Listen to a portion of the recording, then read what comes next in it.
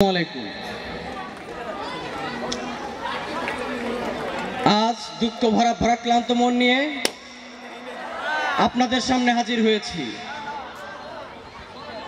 এ দুঃখটা সেটার নয় যে আমরা স্কুল লাইফ শেষ করে কলেজ লাইফের দিকে পা বাড়াচ্ছি, কিন্তু আজ চরম বেদনার বিষয়, আমরা এই স্কুলটাকে ছেড়ে যাচ্ছি আমাদের অত্যন্ত প্রাণপ্রিয় শ্রদ্ধেয় ভালোবাসার শিক্ষক মা বাবাদেরকে, ছেড়ে যাচ্ছি আমাদের অত্যন্ত স্নেহের ছোট ভাই ও বোনেদেরকে।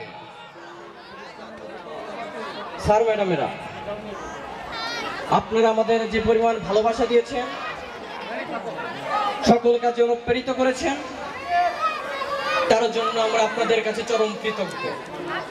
শুধু তাই নয়, আমরা ছাত্র, স্টুডেন্ট লাইফে নানা ভুল, হতাশা, ক্লান্তি আসে, ভুল হবেই, এটা স্বাভাবিক। কিন্তু এই ভুলগুলো থেকে আপনারা আমাদের যেভাবে বের করে এনেছেন, তাতে আপনাদের অবদান আকার চুম্বি। আপনাদের এই অবদানগুলোর কথা আমাদের সারা জীবন অন্তরে গেঁথে থাকবে, মনে অস্তিত্বে গেঁথে থাকবে। আপনারা আমাদের অন্তরে থাকবেন, মনে থাকবেন, সারা জীবনে আমাদের সাথে স্মৃতি হয়ে থাকবেন। আর এখানে যারা আমাদের অত্যন্ত স্নেহের ছোট ভাই ও বোনেরা আছো, তাদেরকেই বলছি, যারা পড়ালেখা দেখে ভয় পাও, এখানে ভয় পাওয়ার কিছুই নেই। যেখানে অন্ধ, পঙ্গু, বোবারা বোর্ড স্ট্যান্ড করছে, তাহলে আমরা পারবো না কেন? আমাদেরকে পারতে হবে, হতে হবে অধ্যাবসায়ী।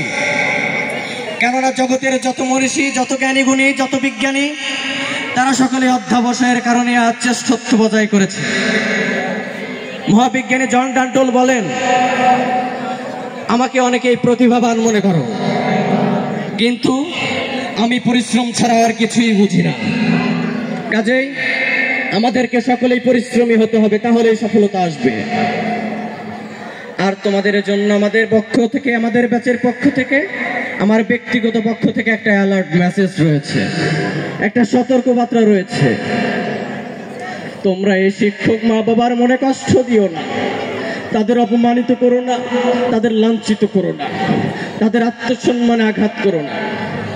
কেননা অতীতের দিকে তাকাও, বর্তমানে লক্ষ্য করো, ভবিষ্যতে দেখতে পাবে যারা এই প্রাণপ্রিয় শ্রদ্ধেয় গুরুজনের মনে আঘাত দিয়েছে, অপমানিত করেছে, লাঞ্ছিত করেছে, তারা যে সমাজে অপমানিত, লাঞ্ছিত সমাজের নিম্ন শ্রেণীর মানুষ হয়ে বেঁচে আছে।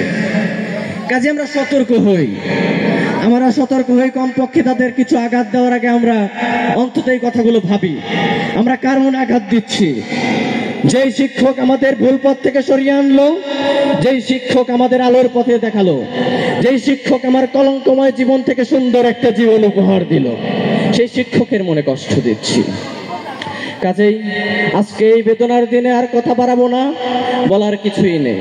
অত্যন্ত বুক ভরা কষ্ট এবং চোখে অশ্রু নিয়ে তোমাদের সামনে হাজির হয়েছি। একটাই প্রত্যাশা, একটাই আবেগ, একটাই তোমাদের কাছে আবেদন আমাদের, তোমরা আমার ব্যাচের পক্ষের সকল ছাত্র ছাত্রীদের জন্য দোয়া করো। আমরা যেন মানুষের মতো মানুষ হতে পারি, সমাজের বুকে প্রতিষ্ঠিত হতে পারি। আমার প্রাণপ্রিয় শ্রদ্ধেয় শিক্ষক মা বাবাদেরকে আমি দৃষ্টি আকর্ষণ করছি, আজকের এই বেদনা ভরা ভারাক্রান্ত মনে, আজকের এই কষ্টের দিনে আর রাগ নয়, অভিমান নয়, সকল রাগ, অভিমান, দুঃখ, কষ্ট, বেদনাকে ভুলে গিয়ে আপনাদের এই সন্তানদের দোয়া করে দিন, আমরা যেন আপনাদের সেই কাঙ্ক্ষিত মানুষ হতে পারি, সমাজের বুকে মাথা উঁচু করে বেঁচে থাকতে পারি। এটাই আপনাদের কাছে আজ আমাদের প্রত্যাশা, এবং সারা জীবন আমাদের সাথে থাকবেন, দোয়া করবেন। আজ এই স্কুলটাকে ছেড়ে যাওয়া যে কত কষ্টের, বেদনার, তা শুধু এইখানে যারা আসবে তারাই বুঝবে।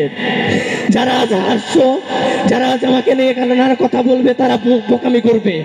তোমরা যখন এখানে আসবে, মনের ভিতরে অজান্তে তোমাদের কান্না চলে আসবে। এই দিনটা আমরাও এসেছি, কিছুক্ষণ আগে আমি এসেছি, কিন্তু এইখানে আসার পর আমার মনে আর হাসি নেই। আমার মনে হচ্ছে আমি আজ মৃত্যুর মুখে দাঁড়িয়ে করিয়ে আছি। আমার মনে হচ্ছে আমি যেন কি হারিয়ে যাচ্ছি। আমার মনে হচ্ছে আমি আমার মা বাবাদেরকে ছেড়ে যাচ্ছি, আর কথা বলবো না, কথা বলতে পারছি না। সকলের কাছে দোয়া প্রত্যাশা করে শেষ করছি। সবাই ভালো থাকেন, সুস্থ থাকেন, এই কামনা করে শেষ করছি। যদি কোনোদিন দেখা হয় পুনর্মিলনীতে আবার দেখা হবে। আসসালামু আলাইকুম। ধন্যবাদ।